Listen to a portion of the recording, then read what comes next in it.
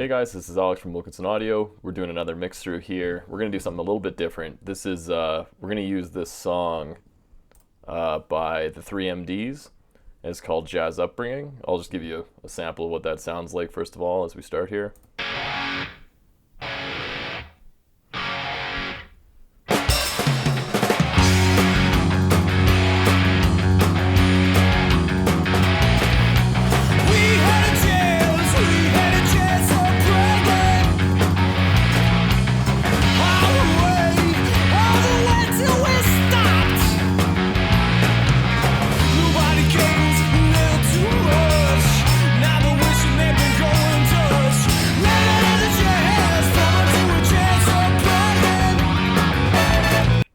Alright, so that's pretty groovy, kind of some funky alternative stuff. It's a little different than what we usually do, which is metal, but it'll be cool to mix because it has a lot of real instruments we can work with and some brass instruments, which is cool because often in a lot of projects you don't get to work with brass instruments, and they're kind of cool, so that's exciting. This is musicstems.org. You can grab the stems for this song here if you want to follow along. The other cool thing about this site is they actually make an effort to find out all of the gear and stuff that the actual session was recorded with. So if you like anything in the song, you can kind of get an idea of what equipment they're using if you want to replicate it yourself. Okay, so I just have a list of stuff here that I wanted to demonstrate. We did musicstems.org. Next is Name Mangler. We're going to import the project into Reaper here, and often you'll find when you download or people send you stem tracks or raw tracks, they might not be formatted exactly the way you want them to be. So if we import this, the 3MD's first tenor sax here, we'll notice that it gets named the exact file name, and this is kind of clunky because we just wanted to say tenor sax. So let's just remove that. And I have a program to fix this. I use Name Mangler, but there's a whole bunch of different ones you can use to do this. Anyways, we'll grab all of the project files that are WAV files, and we'll throw them into Name Mangler. And then we'll go remove, and then we'll remove from the start, and we'll remove 11 characters, so it just it's just the name that we want resulting, and we'll rename them, and then we'll import them into Reaper on separate tracks. It'll build the peak files, initial organization. Okay, so we're just going to do this real quickly. I'll just do brass. We're going to make folders for this, so select all your brass instruments. I've shown this before in a few of the other videos, but it's always good to demonstrate this. We're going to put them into folder tracks like this. We're not going to do that quite yet. I'll explain why in a bit. But we will organize them. We just won't put them in the folders, and then we'll actually color them as well. I have, if you hit question mark, you can pull up this actions menu. I have B. Whoops, hold on. I have B assigned to set to one random color, so I can quickly set the tracks to different colors like this for organizational purposes. So I just select them, hit B.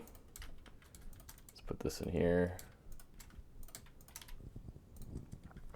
Okay, so we're just gonna quickly throw this all together here before we start the actual mixing process. I'll do a drums 1, 2, drums, guitars. Okay, here's the guitars. Oops, not putting them in the folders yet. Hi-hat, kick, overhead. So that all goes into the drums. And then there's some vocals here.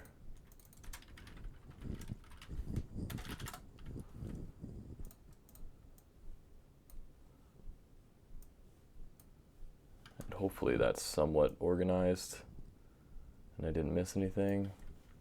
I'll just quickly color these.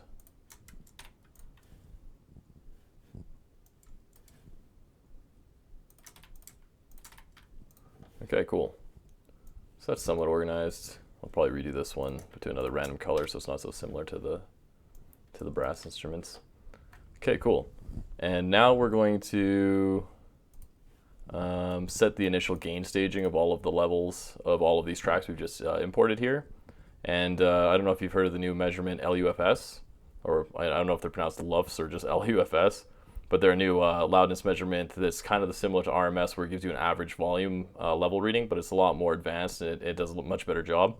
So what we're going to do with all of these tracks, we're kind of, to get a good initial gain staging out of them, is we're going to, and by that I mean we just want these all to be coming into the system at a workable volume. We want to have some travel on the faders and stuff. If we want to be able to turn the faders up and down without having the signals start clipping, because some of them are going to come in louder than others, some of them are going to come in quieter than others, and we just want to set those to a good initial volume. A fast way to do that is we go, I think it's loudness, and we go normalize loudness of selected items tracks, and we run that, and I usually do somewhere around -35 LUFS.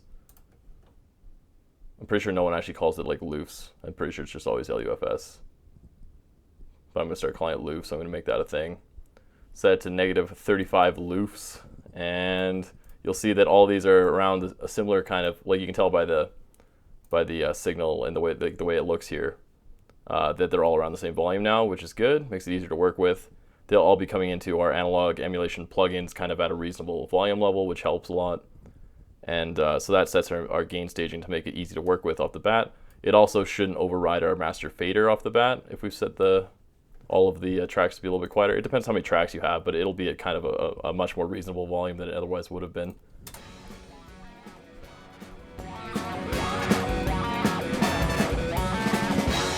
So it's not clipping our master, which is good. So that's kind of cool right off the bat.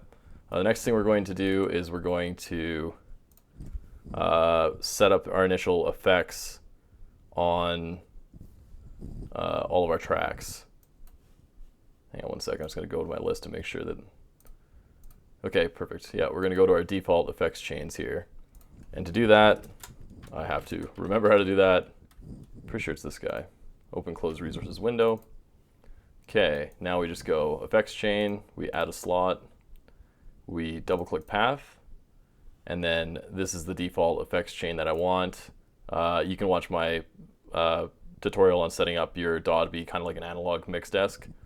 Anyways, this is following that example, except on this one I have no preamp or tape coming in to the channel. Well, it's kind of confusing, but if you read the 3MD's stuff, they have their mixing desk listed and their tape decks listed. So I'm skipping that part of the chain, and I have this, which is just basically our virtual channel on our imaginary desk in the DAW. It's hard to explain. If you watch the other video, you'll get it.